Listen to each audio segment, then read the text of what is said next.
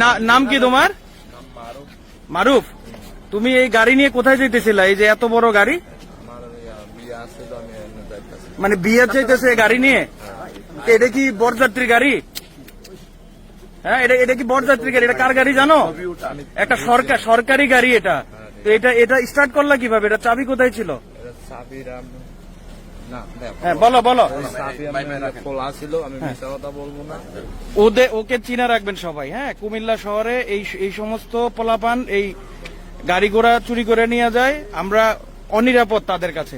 এদের বিশাল একটা চক্র আছে। এই যে দেখেন কত বড় দামি একটা গাড়ি সে নিয়ে যাচ্ছে। আমার মনে না স্যার ও একা, ও পুরোপুরি ভাবে সংঘবদ্ধ একটা চক্র। ওদেরকে আপনারা এমন ভাবে সাজা দিবেন যাতে আমরা সাধারণ মানুষ নিরাপদে থাকতে পারি। না না, আপনারা নিয়ে পৌঁছাইবেন, মামলাটা ওইভাবে ইয়ে করবেন। এই যে দেখেন, এই যে দেখেন, এটা কি নর্মাল গাড়ি? হ্যাঁ, এই যে দেখেন সরকারি একটা গাড়ি। আপনার পিছনে নামাজ পড়ছে? আপনার পিছনে নামাজ পড়ে গাড়ি চুরি করে লাইলো। চিন্তা করছেন? আবার কোরআন শরীফে পড়ছে?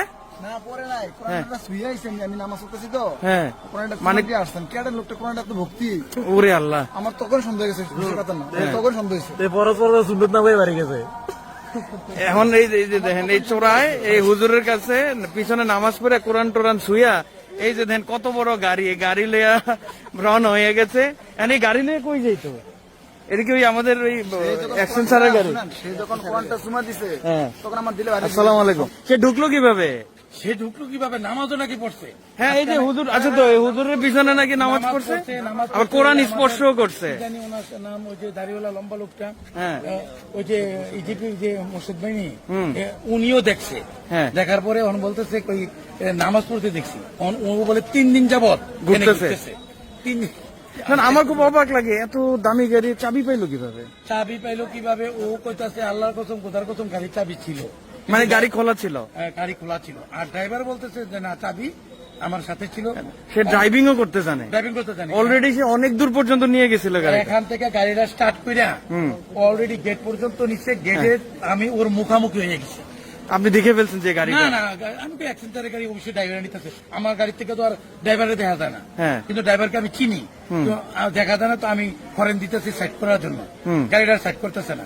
এমন সময় পিছন থেকে কে জানে দৌড়ে আইতেছে, আর ড্রাইভারটা আইতেছে, আয়া কইতাছে, ড্রাইভার কইতাছে কয় তুমি গাড়ি নিয়ে যাও। কয় আমার ভুল হয়েছে। ও আমার ভুল হয়েছে, আমার ভুলে আমার ক্ষমা করে দেন। ওই যে ওই আমপুরির মতন আর কি। হ্যাঁ হ্যাঁ, আমার ক্ষমা করে দেন। এই যে দেখেন, এই যে কত কম দামি গাড়ি হলে বুঝতাম, 1 কোটি টাকার, প্রায় 1 কোটি টাকা দামের গাড়ি চড়ায় লইয়া ভাগতে লাগলো। এই সময় আসলে ভাগ্যক্রমে আমার এই গাড়ি, এই গাড়ি আমার। দেখেন বরযাত্রীর গাড়ি, এই গাড়ি দিয়ে সে নাকি বরযাত্রী নিয়ে যেতে চাইছিল চোরায়। তো আমরা এখন আছি কুমিল্লা LGIT তে। দর্শক, এখানকারই এই গাড়িটা নিয়ে যাচ্ছিল। ওদেরকে আসলে চিনে রাখবেন, ওরা হচ্ছে সংঘবদ্ধ চক্র। এই চক্রের কারণে আমরা সাধারণ মানুষ এখন অনিরাপদ। সরকারি গাড়ি, এই কোটি টাকা দামের গাড়ি পর্যন্ত নিরাপদ না। তারা চাবি টাবি ছাড়াই খুইলা শ্বশুর বাড়িতে জায়গা কয়, এর নাকি বিয়ের দাওয়াত আছে, দাওয়াতে এই গাড়ি নিয়ে যাচ্ছে। চিন্তা করছেন? আপনারা সাবধানে থাকবেন।